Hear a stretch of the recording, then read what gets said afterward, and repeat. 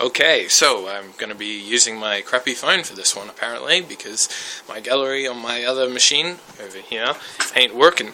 Just got back from Man of Steel. Great movie, very entertaining, a lot of funny and interesting stuff and good people in it, so pretty good. I think what I really loved about the film was that it really did have a sense of reality, like a sense of place. I thought that the other ones were actually missing a lot. Even Superman Returns, which was kind of a tribute to the older series, and I think in the older series they really were sort of going for a maybe not a retro vibe, but sort of like just a fake sort of world. And this one they were doing the opposite, trying to make it real as possible. And I really appreciated that. I thought Smallville was fantastic, and especially the farm, and all the characters were amazing. Oh, Kevin Costner made me cry so many times in that movie, so did Diane Lane. And Russell Crowe did not make me cry, but at least he didn't sing, thank God for that. But overall, it was very, very good. Michael Shannon, I will find him! Brilliant, amazing villain. And I think another great thing about these villains is that they are sympathetic. Also, a really good fact about this one is that he wasn't captured and friggin' like Silver or the Benedict Cumberbatch character, I won't spoil whatever happens in Star Trek 2, and all those kind of ones from other movies, Loki as well. They seem to be doing that a while, which is just Hannibal Lecterizing all the villains. And I thought that Michael Shannon Zod was, even though he wasn't particularly original, he was far more original than the other villains that were around, and sympathetic slightly too. And I thought that the ending was absolutely superb. I really love Superman. He's probably my favourite superhero because I think what I like about him is that, yes, he does have all this power and he's got a great sense of responsibility. He's not as brooding as Bruce or as Peter Parker or as any of the other conflicted type heroes, but at the same time he does have a sense of responsibility. He's a bit of a dork too, which I really like, which is quite appealing. So yeah, I think he's a fascinating character, and I thought that Henry Cavill did a great job. His American accent was a bit patchy at times, but it sort of made sense as kind of an alien visitor to a foreign world. It was really good to see Amy Adams, or Amy's Adam, as Lois Lane.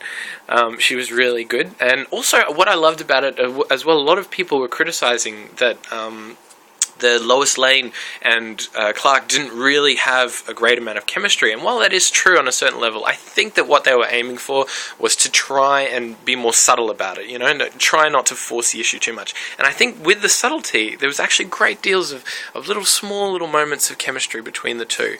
And actually, I think that's a relief, because on the other hand, you've got all these sort of father figures and mother figures and a lot of heavy emotional stuff in that area. And so the love stuff was more subdued, but I didn't mind it, because I honestly thought that what they did with it was just keep it subtle. And actually I think that they could have even done that with the family stuff as well, and that would have worked out just fine, but they didn't. But that's fine too. Either way is pretty good. But I gotta say, they were great, and I thought their chemistry was pretty good. Also I gotta mention Feora. I don't remember the name of the lady who played her, but she is basically Ursa in this film. She's like Zod's right-hand woman. She's brilliant. Some of her lines are amazing. Her delivery was excellent. She's so villainous, a really evil character. I love how these characters are a real threat for Superman, because let's face it, he is a very superpowered character, but he's not really. He's got a lot of weaknesses, and I think that people never give him that credit.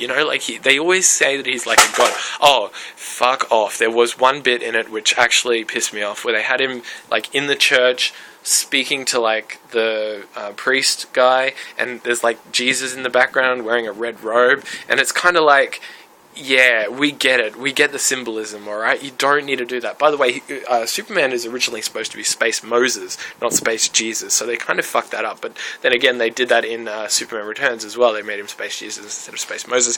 And Moses and Jesus are pretty similar anyway, so it doesn't particularly matter. But why did they have to have that scene in there? We know who he is. We're well aware of the religious connotations. It's so obvious, and they kind of beat you over the head with it a little bit in that part. Also, while we're on the subject of references, they reference September the 11th explicitly and constantly. And sure, every superhero movie has an ending like that, but they really did it a little bit too far. So if I did have any gripes, it was just the overbearing symbolism of it. And also, a lot of scenes, it were kind of like little vignettes that weren't entirely attached and didn't quite flow and lead on to one another. So all of a sudden, you'd have like a scene where the just two characters are talking, and then you'd have cut to another scene like 5 minutes later, and it's the same two characters talking somewhere else or something, and it didn't quite connect. But on the other hand, I did quite like that, because it's almost like a series of vignettes, and there are some little moments in there that are really tender, really beautiful, and just kind of stylish as well. Like, they had a sense that they weren't particularly dated. They were kind of classic superhero tropes and elements. And the ending, just brilliant. There's two parts about the ending which I particularly love. I'm going to spoil it, so I'm going to put spoilers at the front of this video anyway. But the ending where Superman has to decide whether or not to kill the family or kill General Zod, so amazing and perfect, and sums up the characters so well, and it was just brilliant, and I had tears. I wept like a child. There was another part in it as well, right at the very very end, where the mum's saying like, your dad did see you do this, because Kevin Costner's character, the dad, he does see Clark playing in the field, and he's playing Superman, and he's like got the cape on and stuff, running around the garden as a child with the dog, and wow, just brilliant, just excellent, and just so perfect in the way that he saw him, and he kind of sees his whole future ahead of himself. That was brilliant. Yeah, overall great movie, very entertaining. A bit dour in some parts, but I thought it did have genuine laughs, and I thought it had a couple of moments that were really funny, and I think, it's not as dark as some people would say. Also, I've heard him being compared to Batman, mainly because Nolan's involvement. I really can't see it, to be honest. I think he is very Superman. I don't think he is Batman at all, and I love how he doesn't particularly care too much about his secret identity. He does a little bit, but he's definitely no Batman, and he's definitely no brooder, and he does have a kind of a wry sense of humor, and he gets some fucking vengeance as well. Overall, great movie. Anyway, that's enough of a rant from me. I hope that worked out good on the crappy video and audio. And, these are Clark Kent glasses. Totally don't need them.